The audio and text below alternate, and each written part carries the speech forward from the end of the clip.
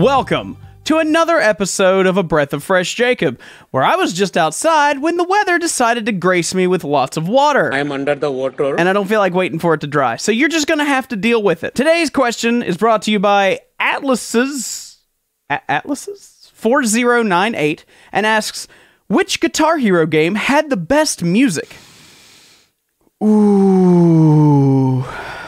That's difficult. Okay, so you asked which Guitar Hero game, so I'm not going to factor in Rock Band games, because if I were to do that, this episode would be really short. I would say Rock Band 2, and we would all go home. But just Guitar Hero. Okay, well, let's eliminate some things right out of the gate, right? So we're going to eliminate Guitar Hero 1. I'm sorry, it had some good songs, for sure. I mean, Bark at the Moon, a classic. Also, it's only just occurred to me that this episode's going to be really weird, because I can't actually play any of the songs for you because of copyright purposes, so use your imagination. So, Guitar Hero 1, right? Obviously, first Guitar Hero game came out way before Rock Band did. I think, actually, Guitar Hero 1 was made in part by the people that would go on to make Rock Band, although I could be completely wrong on that. Something in my brain is like, yeah, that's totally what happened, but I can't remember for sure. Anyway, Guitar Hero was... They didn't know that it was gonna take off and spawn a million sequels like it did. So their budget was a lot lower. And as such, most of the songs in that game are covers. I believe Wave Group did most of them, which most of them aren't bad. It's one of those things where it's hard to compare. Here's the master track, here's a cover. Even if the cover's good, you know it's most likely not going to be as good as the original, so that's a problem in and of itself. But because most of the songs in Guitar Hero 1 are covers, I feel like I can't give it to Guitar Hero 1. And also, a lot of the good ones from Guitar Hero 1 will later be ported to Guitar Hero Smash Hits. We'll come back to that. Now, Guitar Hero 2 is much better.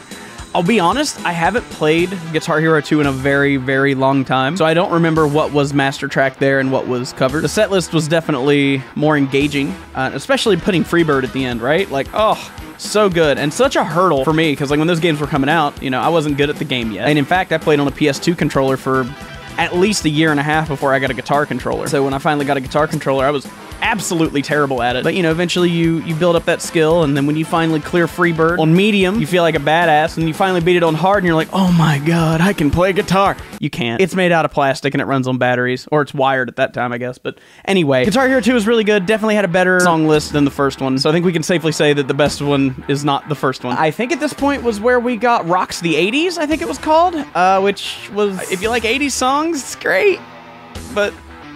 I feel like that's too targeted to really count that one, so I'm not gonna count that one. I don't remember if Smash Hits came before or after 3, but Smash Hits was basically like, hey, remember all those songs from 1, 2, and Rocks the 80s that were really good? We put them in one game. Now, to me, that's not fair. Hey, we took the best from all these other games and put it in this one. That's just not fair to me. So I'm not gonna count Smash Hits, although it's really good, and it had a lot of really good songs. But Guitar Hero 3, right? I feel like I'm gonna get stuck on Guitar Hero 3 for a while, because not only did it have a phenomenal soundtrack, which was either all or almost all master tracks, but it also had, like, co-op exclusive songs, which if you didn't have any friends, you couldn't play them, which sucked, but, you know, whatever.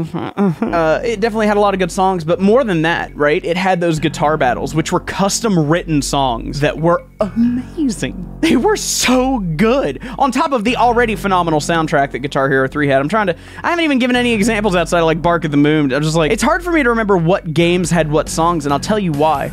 Starting with Guitar Hero 4 or 5, you could buy a transfer pass that would let you take all the songs from the previous game and bring it to the current game. And you could do that all the way up to Guitar Hero 6, Warriors of Rock. And so Warriors of Rock just has all the songs from Guitar Heroes 1 and 2 and Smash Hits and 3 and 4 and 5. So it's like Warriors of Rock is like, hey, we have all the songs. So when you play Warriors of Rock and you have access to all those songs, you don't need to go back to the other game. You can just play the one that has all the songs. So for me, I can't remember what songs come from which games without like sitting down and really thinking about it. But what always stood out to me was those guitar battles from 3. I have a feeling that 3 is going to end up being my answer as to which one had the best set list. We're going to keep going anyway. So Guitar Hero 4 was the first one to give us more than just the guitar instrument. It also gave us drums, vocals, you plug in a microphone and you could sing. That was good and bad. It made the track list be a bit more varied to allow for songs that had really interesting drum parts and really interesting vocal parts rather than just really interesting guitar parts, right? So that was a really good thing, but it also kind of went away from like the rock metal roots that 1 and 2 and 3 kind of defined a little bit, you know? 4 is good, and it has a lot of really good songs in it, and it's a good game,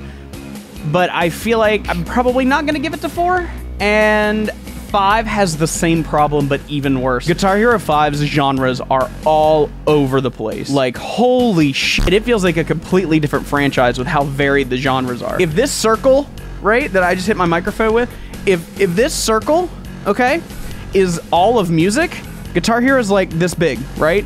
But Guitar Hero 5 is like this. What? Which is cool because you get a lot more varied music, but it also means that you get a lot of songs that have really, really boring guitar parts. Really boring guitar parts. Say another game that did that really bad was Band Hero, right? Which, again, same principle there, right? Where it was meant for a band rather than just guitar, so the guitar parts were kind of boring. So for somebody that played almost exclusively guitar, I didn't care for it as much. But it still had some good songs, right? It was also kind of dumb because it had a beginner mode, and there was a lot of achievements in that game that was like, hey, get like 100% on blah, blah, blah. But what you could do is you could put the game on beginner mode, put it on vocals, and put your microphone beside a fan, and just let the game run for 8 hours, and you 100% every song.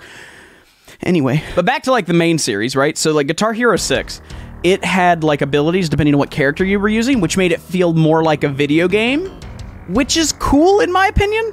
Of course, not as much as 3 with its guitar battles, right? You having to like tilt the guitar to use the abilities and stuff that you would gain during the fights with Tom Morello and that one dude from Guns N' Roses and literally Satan. So, you know, it was cool. It was really fun. Guitar Hero 3, man, I got a lot of good memories of that. Also, I kind of forgot to mention it, but like Rock Band 1 was coming out around the time of Guitar Hero 3, and I believe they had some similar songs, or they had like some of them, the songs crossed over a bit, but they had to really like step up their game, right? They didn't want to get overtaken by the competition, which is, you know, competition, healthy competition can be a good thing, and this is a great example of that. And that's also why Guitar Hero 4 had the full band set, because, you know, Rock Band, and it's a whole thing. That's a conversation for another day. So again, Guitar Hero 6 felt more like a game. Guitar Hero 6 is definitely one I put the most time into because it had all the songs from all the other games. But again, I don't think that's fair. So just judging each game on its base set list and no DLC and no track transfer to bring the songs from older games to the newer ones, not counting any of that, I do feel like I have to give it to Guitar Hero 3. I mean, Guitar Hero 3 gave us Before I Forget, Through the Fire and the Flames, Raining Blood. Bad Country was on that one as well. God, there were so many on that one. Scroll me a set list of Guitar Hero 3. You guys can do that. Do that, Editor Charles. You got it. I believe in you. It's over there. It's probably over there. If it's not, if it's over there, I'm gonna look like an idiot, but maybe, I don't know. Whatever you're gonna do, it's fine.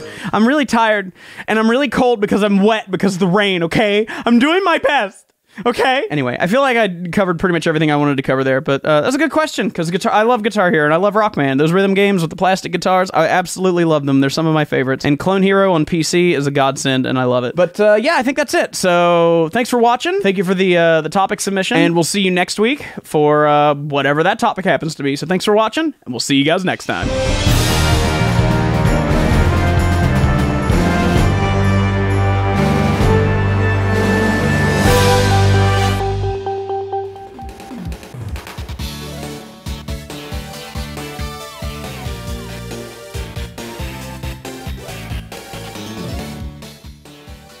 Wow, it tastes like shit.